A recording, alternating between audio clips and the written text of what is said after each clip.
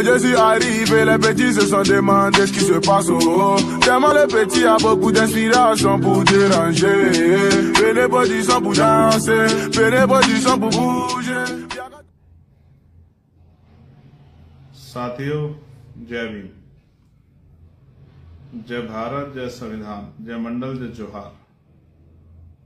और आज का जो विशेष लाइव है ये मुख्यतः 10 तारीख के लिए जो आंदोलन है उसको लेकर है। और उसमें भी जो प्रेस वार्ता हमने 5 तारीख को की थी, वो वार्ता कितने लोगों तक पहुंची, क्या आपको समझ आया, तो मुझे लगा कि एक बार आपसे यहाँ चर्चा हो जानी चाहिए। तो इसलिए लाइव जो है मैंने किया कि ये एक ऐसा माध्यम है आज सोशल मीडिया कि ये सभी गांव तक है, सभी घरों तक है, क्योंकि आज सब घर में इस तरह के फोन अवेलेबल हैं कि जिन फोन के जरिए जो है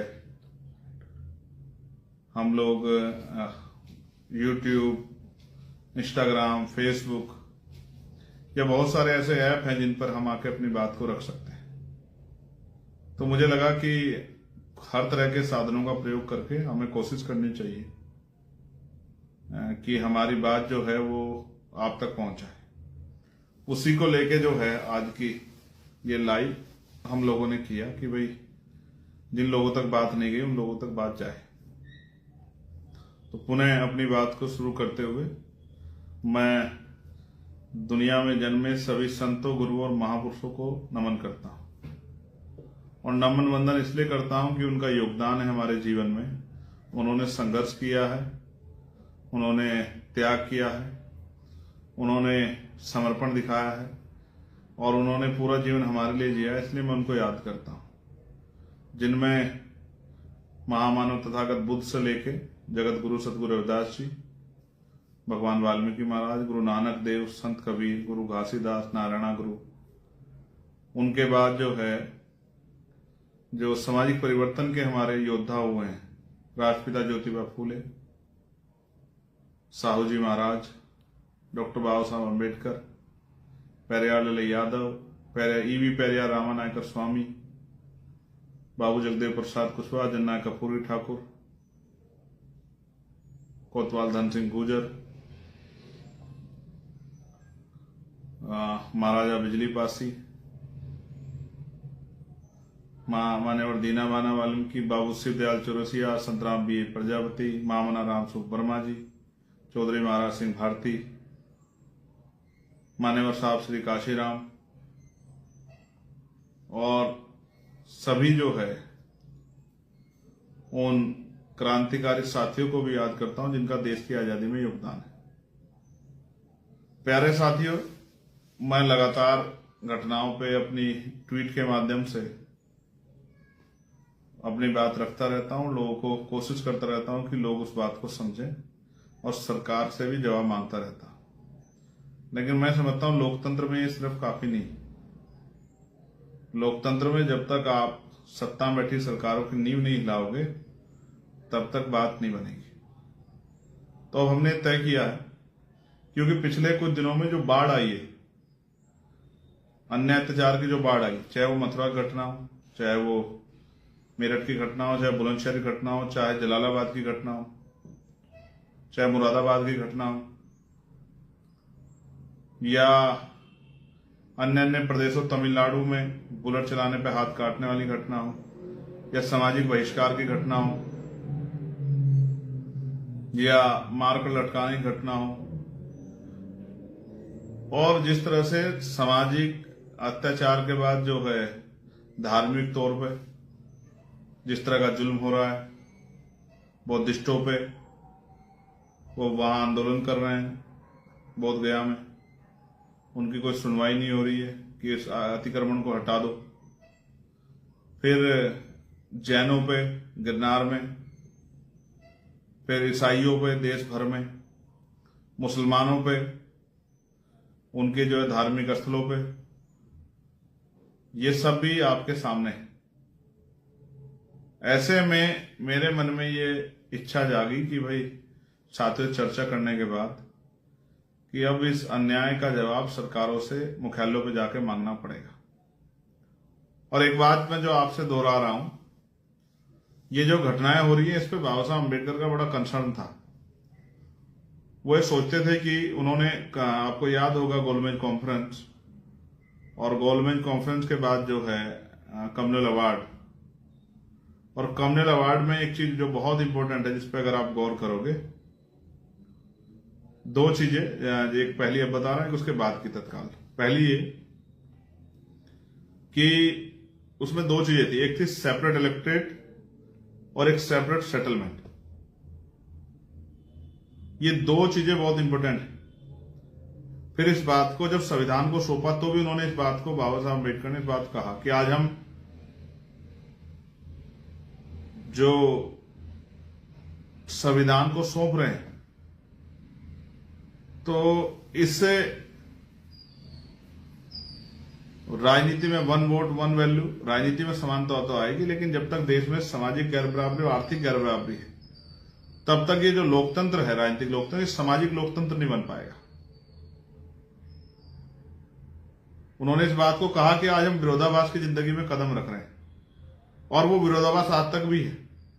ना सामाजिक गैर बराबरी दूर की हुई, जिसका उदाहरण हम देख रहे हैं पूरे समूह पे, पूरे समाज पे, पूरे गांव पे जो है अन्याय करना, अपमान करना, महिलाओं पे रेप, हत्याएं, और जो दूसरा मैंने कहा आर्थिक सशक्तिकरण। तो जिस तरह से चुनाव में धन का प्रयोग किया जाता, गरीब का बेटा तो लड़ ही नहीं सकता है। तो इससे मैं मानता हूं कि बाबा साहब की बात तब भी तर्कसंगत थी और आज भी तर्कसंगत है। उनका जो पहला वो था सेपरेट इलेक्ट्रेट, उसके पीछे कारण ये था कि भाई इतनी गैर बराबरी है तो हमारे लोगों को वोट कौन देगा। तो जबकि वो अधिकार नहीं मिला तो पृथक निर्वाचन क्षेत्र उन्होंने कहा था कि हमें मिलने चाहिए, लेकिन उस पर फिर जो है पूना पैक्ट हुआ और हमें आरक्षण का लाभ, आरक्षण मिला, ज्यादा सीटें मिली, लेकिन वास्तविक प्रतिनिधित्व नहीं मिले।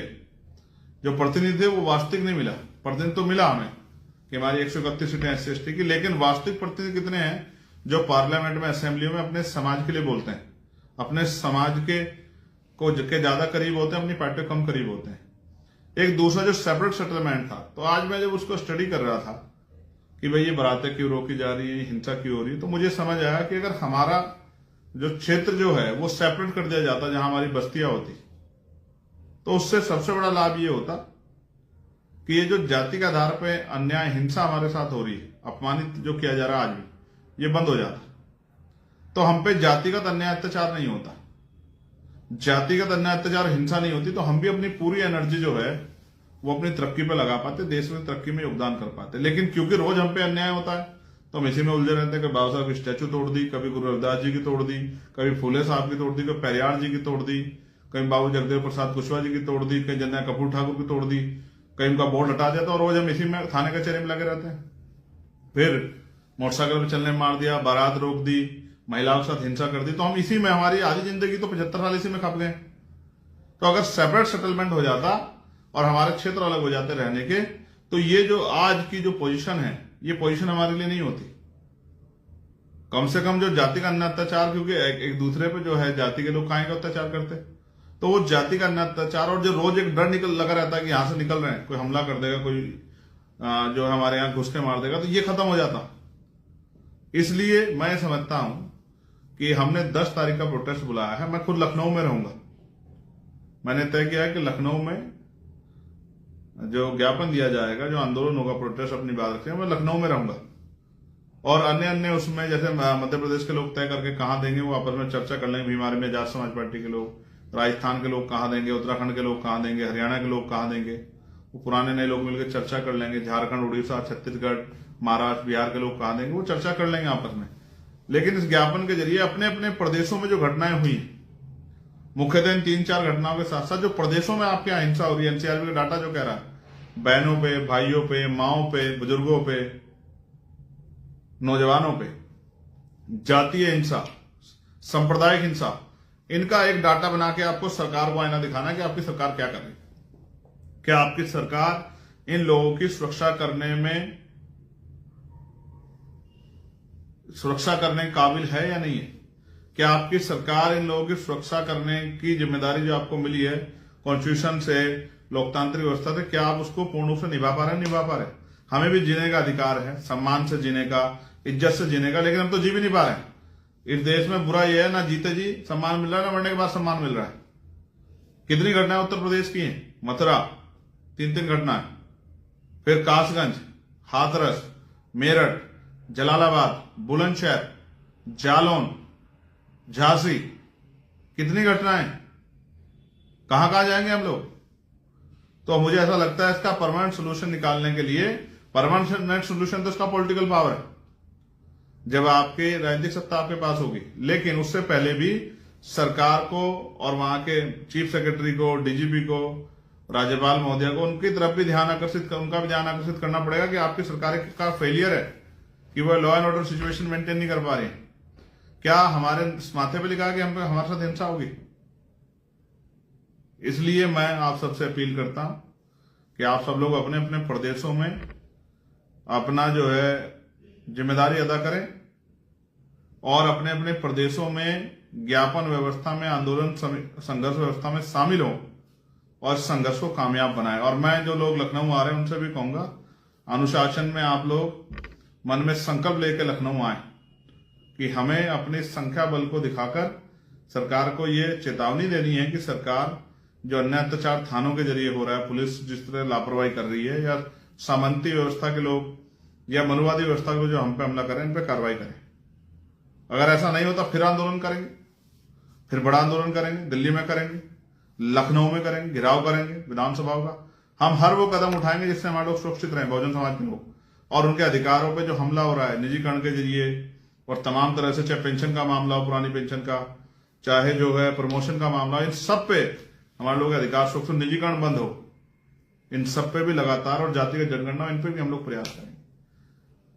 एक अभी और बड़ा मामला मेरे दिमाग में, मैं लखनऊ में उसको भी रखूंगा, लेकिन मैं अभी आपसे आग्रह करता हूं कि आप सब लोग अपने अपने प्रदेशों में अपना प्रतिनिधित्व सुनिश्चित करें और मजबूती से ज्ञापन दें। और मेरे पीछे 2 महापुरुषों की जो तस्वीरें आप देख रहे हैं, एक मान्यवर साहब श्री काशीराम और एक दूसरे डॉक्टर बाबा साहब अम्बेडकर, और इनके जो अधूरे सपने, इनकी संतानें होने के नाते उनके अधूरे सपने पूरा करने का संकल्प भी मन में पैदा करें, तभी जाके जो है महापुरुषों का सपना जो है पूरा होगा, तभी जाके ये अन्याय अत्याचार खत्म होगा।